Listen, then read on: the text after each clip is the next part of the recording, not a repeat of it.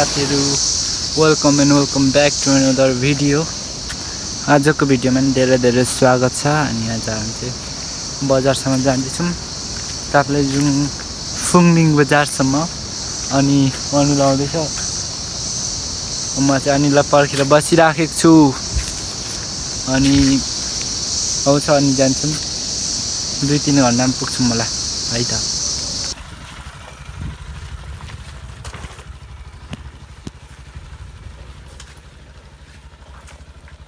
रोटी बवा शेर है भन्ने खालके मीम को पो याद आयो।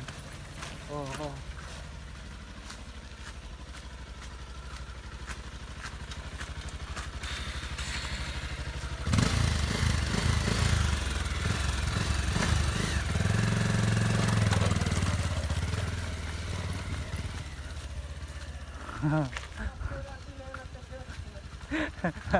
म यो गाउँपालिकाको अध्यक्षलाई अनुरोध गर्न चाहन्छु, बाटो अलिक राम्रो बनाइदिनु होला। यति नराम्रो त नि त्यो अस्ति के अरे योगेश भट्टराईले गफ अरे त्यो पुरै पिच बनाइदिन्छु भनेर त्यो लगाएको मिम। ओइ ओइ ओइ अरे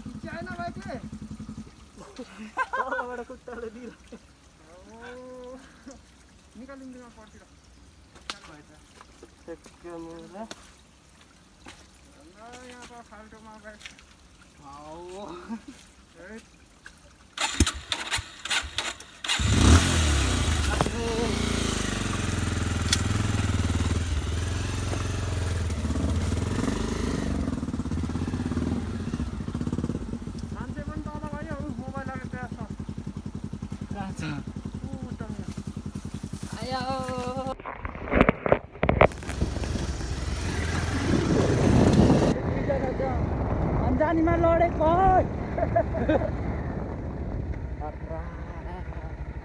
नसोचेकोमा लड्यौँ।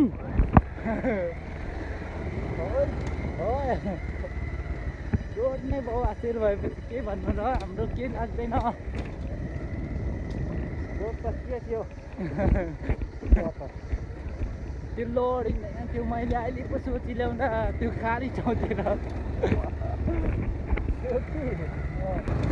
तर पुरै त्यो खाली भएकोमा तल हो जोड्नु पर्छ। न त त्यो नढल्नु पुग्नेसम्म त म मेरो खुट्टा निकालेकै थिइनँ।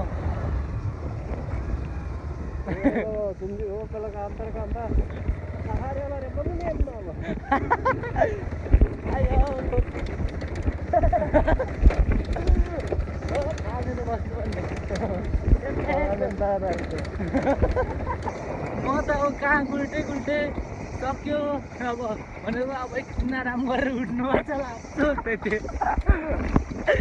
के को आराम हो, के हामीलाई उल्टै किन्चेर राख्थ्यो नि होइन। म त तलैपट्टि गएको थिएँ, गाइरैमा छिरेको थिएँ। म त कहाँ गुल्टे यसलाई बाटो हेरो, यो योगेश भट्टराईले बनाएको बाटो हेर्न सक्नुहुन्छ। खोली नपरी यस्तै हिलो ट्रकहरू नै मुस्किल छ, हामी बाइकमा हिँड्ने मान्छेलाई त जानै मुस्किल छ। Wow so beautiful. होलो जोतै भइरहेको है, होलो जोतै। ओहो अचार खेलेको होइन नि त यो त, होलो जोतेको। वाउ यहाँ त धान रोप्दाखेरि उम्रिन्छ होला, वाउ धान रोप्दा त यहाँ त राम्रो फर्स्ट आउँछ।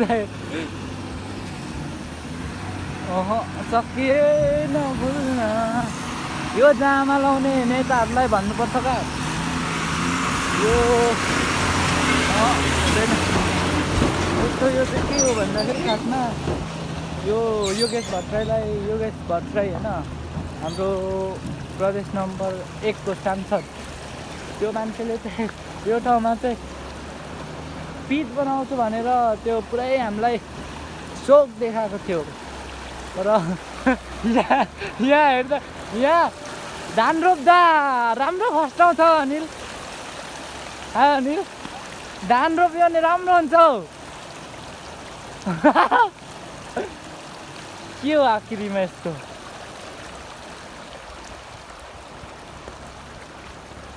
धान रोप्यो भने चाहिँ विशेष गरी मुरी फल्छ होइन साथीहरू